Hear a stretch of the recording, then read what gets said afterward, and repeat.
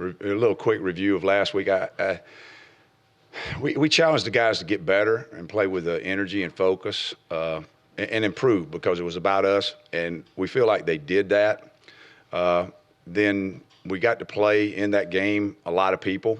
We got a lot of reps for some young guys. It was much needed. They did some good things, but it was obviously we got some work to do with our guys that are behind the backups. A little frustrated that our standard is a certain thing, and we didn't quite accomplish that, and that the yardage was pretty low when the starters left the field, and I won't say it accumulated out of sight or with a major problem, but it was little things in execution that we've got to get cleaned up because we're going to need those guys to produce later in the year, and we've told them that many times, and now we've got video evidence to prove it. So that part was a positive and a negative in itself. But we've had a good week of practice this week. Been very focused. Obviously, there's some challenges in that we have to be who we are. We have to play to our standard. It's not about the opponent. Never will be. It's not about who we play, where we play, what time we play. But we've got obviously all those things are different this week. And we've got to make sure that our guys understand that to the fullest. Kevin, what type of a season is Montrez Adams having for you guys so far? Well, we challenged him in the spring to with some things that he needed to improve on, which not he was a good player, very good player, but and very talented.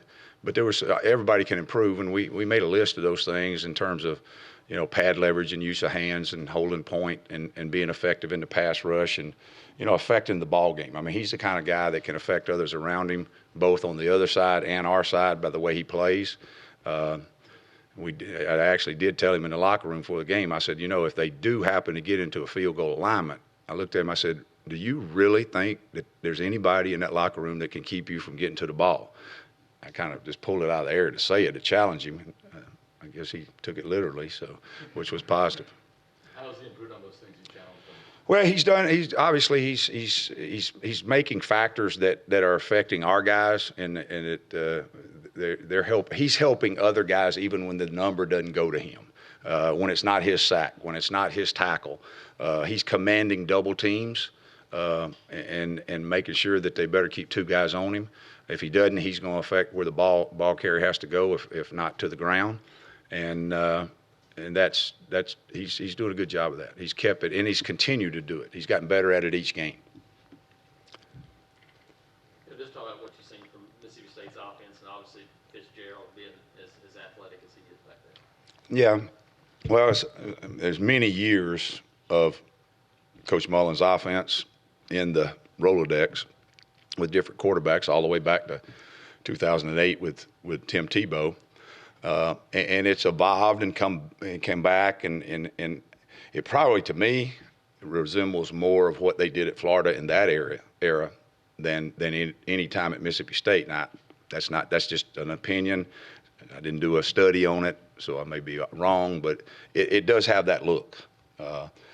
And he's an very effective runner. He's going to carry the ball often, and so they're comfortable with that kind of offense. They understand it, and they know how to attack you with it. How would you assess the play of the secondary overall so far? Top 15 passing defense, 5 games.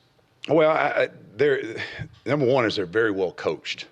I think Coach McGriff does a very good job of teaching technique, demanding that they do it right, staying on them about it, affecting the guy they line up on, and that has been very positive.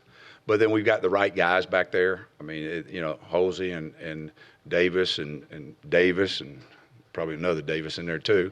And then Stephen and Trey and those guys. I mean, they've embraced that, and they've kind of taken it. They've got a lot of pride. They've got a lot of energy, and they're playing with. They're trying to make sure that they do what they're asked to do and affect the opposing team, and they're doing a good job of it for the most part. Now, that's a hard job. I mean, it's a hard job. So occasionally we'll have a little mistake that we've got to eliminate. As we go on into league play, we've got to eliminate those things. But they're very good at correcting mistakes. I think probably too, a little bit of what you're seeing too is every time you usually see a very, very good secondary, somewhere close proximity is a good pass rush, regardless of what the sack numbers say. When you start seeing 7, 8, 9 hurries as well as some sacks, the clock's ticking, get rid of the ball, that helps too. Coach, how's Montavious Atkinson coming along? Good. He's he's a rolling ball of butcher knives now. I mean, he's wide open, and he plays very, very fast, and has a nose for the ball, and has really made a lot of improvement. What's kind of the unique challenge of Fred Ross? What does he pose uniquely to that wide receiver position? I know they like to get him the ball a lot in open space and kind of let him do what he can do. What's unique about him? Well, I think probably this run after catch. The thing that he does so well is run after catch, and really all their receivers do. They're very effective in run after the catch, but he runs good routes. He's a physical route runner, but the biggest thing that jumps out at you is when he catches it, the run after the catch. Kevin, you said the sacks would come, and they have. Do you think the turnovers are also going to come for this defense? Well, we did make a little jump there, but not good enough. I mean, we need to get to where our goal is to have, I think it's 1 in every 28 snaps a turnover. That's a pretty lofty deal, but that's at least 2.5, 2.5, whatever, how many plays you play. But there's been stretches where you've seen teams go and get 3, sometimes 4 games in a row. And, we're due that, and we're working on it. Deshaun Davis was talking about how it's been so long since this school's had an all-SEC linebacker roster. There's a long way to go, but having a guy like Travis Williams who did that himself here, how much do you think that's motivated these guys and obviously got them better at that linebacker throughout this season? Well, I think the guys they're producing. I mean, you can look at the numbers, you can watch the video, and they're getting better each game. They're playing physical. They're not playing. They're not sticking on blocks. They don't stay blocked. That's key. They're very well coached. I think they've taken a pride from the beginning in that they were challenged. Not externally. I mean, that probably happened too, but they were challenged internally because we had to make a significant jump in terms of production and consistency, simply because everybody thought there was none left. It's what you going to do. So they took that challenge pretty personal. I mean, Deshaun Davis specifically, he's a guy that hadn't really played a lot since his 11th grade year, and here he is now. Yeah. Arguably he's the best linebacker out there. Well, the one thing that he has, he's very instinctive. He's very, very football smart. Very football smart. As far as what size he is, like I've said to you guys before, I don't even see that. And the reason being is because I spent 4 years coaching a guy that was the best one I ever coached, and he's about that size, and Sam Mills, so I don't even look at that.